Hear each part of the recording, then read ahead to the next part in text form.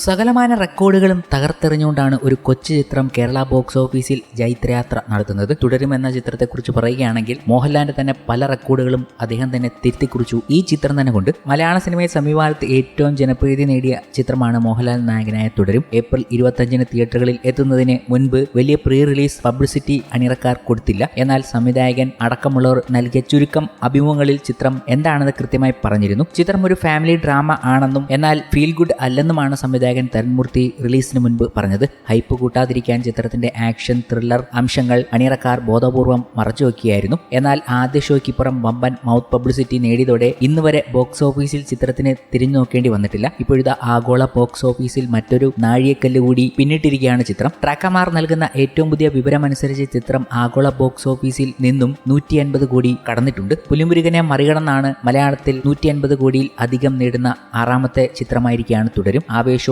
ആടുജീവിതവുമാണ് കളക്ഷന് ഇനി തുടരുമിന് മുന്നിൽ ഉള്ളത്. ആവേശം 186 കോടിയും ആടുജീവിതം 158.50 കോടിയുമാണ് ആകെ നേടിയത്. ഇന്നത്തെ കളക്ഷൻ കൊണ്ട് തുടരും ഈ രണ്ട് ചിത്രങ്ങളെയും മറികടന്നാലും അത്ഭുതപ്പെടാനില്ല. റിലീസ് ചെയ്തതിന് ശേഷമുള്ള രണ്ടാം ഞായറാഴ്ചയായ ഇന്ന് വൻ ഒക്യുപ്പൻസിയോടെയാണ് ചിത്രം എല്ലായിടത്തും പ്രദർശിപ്പിക്കുന്നത്. അത് ശരിക്കും ഞെട്ടിപ്പിക്കുന്ന കളക്ഷനിലേക്ക് തന്നെയാണ് പോകുന്നത്. കാരണം തിങ്കളാഴ്ച പോലും അഡ്വാൻസിലൂടെ 1.70 കോടിയാണ് തുടരുമെന്ന ചിത്രം ഇതുവരെ നേടിയിരിക്കുന്നത് എന്ന് പറയുമ്പോൾ ഇനി പറയേണ്ട കാര്യമില്ലല്ലോ. ആ കളക്ഷൻ താഴ്ത്തു പോകുന്നില്ല, അങ്ങനെ തന്നെ തുടരുകയാണ്. ചിത്രം 10ാം ദിവസവും ആയിട്ടുണ്ട് എന്നുകൂടി ആലോചിക്കണം. 9 ദിവസം കഴിയുമ്പോൾ തന്നെ കേരള ബോക്സ് ഓഫീസിൽ 58.70 കോടിയാണ് തുടരുമെന്ന ചിത്രം സ്വന്തമാക്കിയിരിക്കുന്നത്. 10ാം ദിവസമായ ഇന്നേ ദിവസം 5 കോടിക്ക് മുകളിലുള്ള കളക്ഷൻ ഇതുവരെ തുടരുമെന്ന ചിത്രം സ്വന്തമാക്കി കഴിഞ്ഞിട്ടുണ്ട്. ആദ്യ ദിനം 5.1 കോടി നേടിയ ചിത്രം 2ാം ദിവസം 7 കോടിയും 3ാം ദിവസം 8.2 കോടിയും 4ാം ദിവസം 6.85 കോടിയും 5ാം ദിവസം 6.5 കോടിയും 7ാം ദിവസം 6.8 കോടിയും 8ാം ദിവസം 5.6 കോടിയും 9ാം ദിവസം 6.35 കോടിയും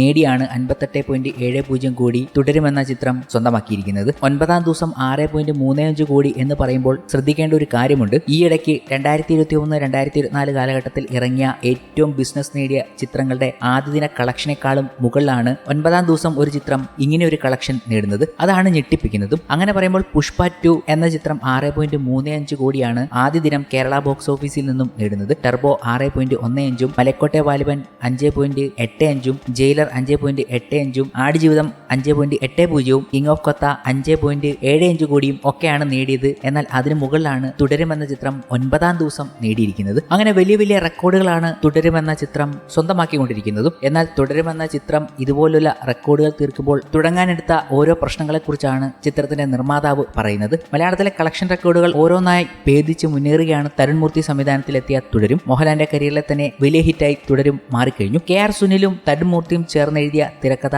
തന്നെയായിരുന്നു ചിത്രത്തിന്റെ ഹൈലൈറ്റ്. തുടരുമെന്ന ചിത്രം പല സംവിധായകരിലൂടെ കടന്നുപോയതാണെന്ന് പറയുകയാണ് ചിത്രത്തിന്റെ നിർമ്മാതാവ് രജപുത്ര രഞ്ജിത്ത്. മലയാളത്തിലെ പ്രഗത്ഭരായ പല സംവിധായകരും കഥ കേട്ടെങ്കിലും പലർക്കും കഥാഗതിയിൽ അഭിപ്രായ വ്യത്യാസം ഉണ്ടായിരുന്നുവെന്ന് രഞ്ജിത്ത് പറയുന്നുണ്ട്. KR സുനിലിന്റെ സുഹൃത്തായ ഗോകുൽദാസ് സംവിധാനം ചെയ്യുന്ന രീതിയിലായിരുന്നു ആദ്യം പ്ലാൻ ചെയ്തിരുന്നത് എന്നും എന്നാൽ മോഹൻലാൽ എന്ന നടനെ വെച്ച് ഈ സിനിമ ചെയ്യാനുള്ള ധൈര്യം ഇല്ലെന്ന് അദ്ദേഹം തന്നെ പറയുകയായിരുന്നുവെന്നും രഞ്ജിത്ത് പറയുന്നുണ്ട്. മലയാളത്തിലെ പ്രശസ്തരായ പല സംവിധായകരും ഹിറ്റ് മേക്കേഴ്സ് ഒക്കെയാണ് ഇതിനിടെ വന്നു പോയത്. 6 പേരോളം വന്നു. അവസാനം വരെ വന്നുപോയ പല ആളുകളുണ്ട്. അവർക്ക് പലർക്കും പല കാര്യങ്ങളുമായി പൊരുത്തപ്പെടാൻ പറ്റിയില്ല. പക്ഷെ ഞങ്ങൾ ആരും തമ്മിൽ പിണങ്ങിയിട്ടൊന്നുമില്ല. കഥയിലുള്ള ചില മാറ്റങ്ങൾ നമുക്ക് ഉൾക്കൊള്ളാൻ പറ്റുന്നില്ല. ചില ഇമോഷൻ എന്റെ മനസ്സിൽ ഏറ്റവും ആദ്യം കയറിയ കാര്യം ഇതിന്റെ ഇമോഷനാണ്. ഇത് കട്ട് ചെയ്യാൻ എന്തുണ്ടായാലും ഞാൻ സമ്മതിക്കില്ല. മോഹൻലാലിന്റെ ഇമോഷന്റെ കാര്യം പറയുമ്പോൾ തന്മാത്രയും കിരീടവും ഒക്കെ നമ്മളെ എത്ര അത്ഭുതപ്പെടുത്തിയിട്ടുണ്ട്. ഈ സിനിമയിലും അങ്ങനെ ഒരു പെർഫോമൻസ് ലാലേട്ടൻ ചെയ്യുന്നത് മനസ്സിൽ പതിഞ്ഞുപോയി. എനിക്ക് മാത്രമല്ല സുനിലും എന്റെ കൂടെ നിന്നു. അങ്ങനെ പല കാരണങ്ങൾ കൊണ്ട് ഇത്